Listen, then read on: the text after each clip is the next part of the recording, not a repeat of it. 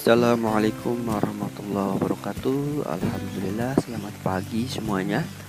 Baik, dalam kesempatan kali ini Jajar Farm sedang diguyur hujan.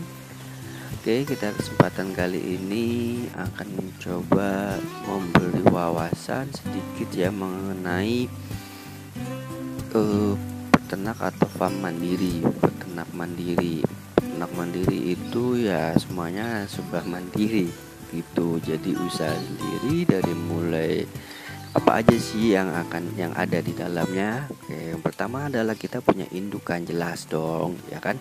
Nah, indukan ini kalau di tempat saya cuman baru ada 10 indukan betina dan satu atau dua bejantan. Nah, dari sini saya mau mengeksplor lagi, menambah indukan lagi dari hasil indukan itu. Nah, pertama yang ada kita di tempat mandiri adalah indukan. Ya, ini adalah hasil dari 10 indukan yang sudah kita tetaskan. Kita mau pilih untuk jadi indukannya. Nah, update-nya sebelum dari video-video sebelumnya sekarang sudah seperti ini. Mungkin dalam 3 atau 4 bulan mungkin sudah produktif ya, sudah bisa bertelur. Doakan saja semoga di farm kita Jajar ini bisa menambah telur-telur atau anakan DOC dan menghasilkan panen yang lebih. Ini adalah telur yang sudah kita kumpulkan selama 5 hari ya.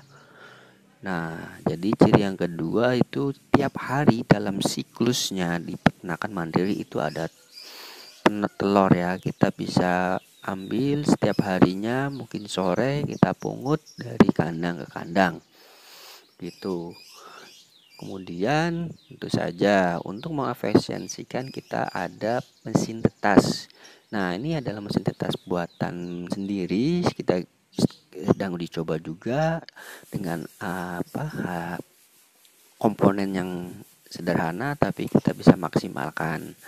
Nah, dalam siklusnya kita juga di peternakan mandiri itu pasti ada telur yang sudah ditetaskan dan model penetasan seperti ini. Ada DOC-nya ya yang sudah menetas. Nah, ini kita kasih kompartemen dari kapasitas 100 di mesin netas ini kita bisa pisahkan. Jadi setiap kotak ini ya berisikan usia telur yang setiap minggunya itu ada menetas ya.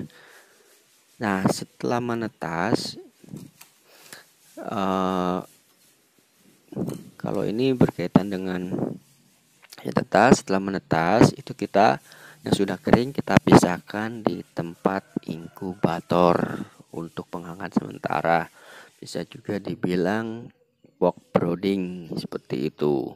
Tunggu sampai dia mungkin keluar anakannya. Selanjutnya di tempat sistem rolling. Nah, seperti ini peternak mandiri ada DOC-nya. Ini yang sudah usia 1 minggu. Ya, dia sudah mulai keluar bulu-bulu kasarnya. Di sini ada kita pisahkan karena kapasitasnya tidak terlalu besar, jadi kita manfaatkan box ukuran kecil ya. 60 cm kali 40 kali 40 itu sudah cm. cukup dan satu lampu sampai nanti usia agak besar. Nah, begini teman-teman. Selanjutnya kita tengok ya dari DOC yang kecil tadi ya usia seminggu ini adalah yang sudah mulai beranjak besar ya, bisa disebut dengan pulet. Jadi yang selanjutnya adalah adanya pulet di tempat mandiri dengan sistem rolling seperti ini. Ada pulet yang usianya berbeda-beda. Ada yang usia sudah 2 minggu, 3 minggu, dan 4 minggu. Dengan asumsi nantinya adalah setiap bulannya kita ada panen atau ada yang bisa kita jual seperti itu. Tergantung dari kapasitas kualitas telurnya. Semakin banyak indukannya akan semakin banyak juga pulet atau DOC yang dihasilkan. Nah, ini yang sudah 2 bulan lebih ya kemungkinan 2 atau 3 minggu lagi sudah siap jual dalam box pembesaran. Ini adalah box pembesaran minimalis dengan kapasitas 20 ekor ya, tapi saya masih pakai sekitar 15 ekor per boxnya. Ini saya baru buat 2 box tingkat ya, dengan sistem tebar atau alas medianya pakai serutan kayu ya, jadi untuk pampersnya lah ya kan. Jadi tidak setiap hari kita harus membersihkan, dan juga hemat tenaga. Selain itu juga kita bisa meredam bau. Jadi walaupun tempat ini tertutup ya, baunya tuh tidak ada. Seperti itu teman-teman. Jadi sebetulnya sederhana untuk membuat kandang itu tidak berbau dan juga bebas dari lalat. Nah, seperti ini. Oke, jadi kotoran-kotoran bisa diserap dan juga cepat kering. Oke, seperti inilah kandang dari Jajar Farm ya. Di sini saya coba untuk berternak mandiri sesuai sama kapasitas dan kemampuan saya. Dan ini sudah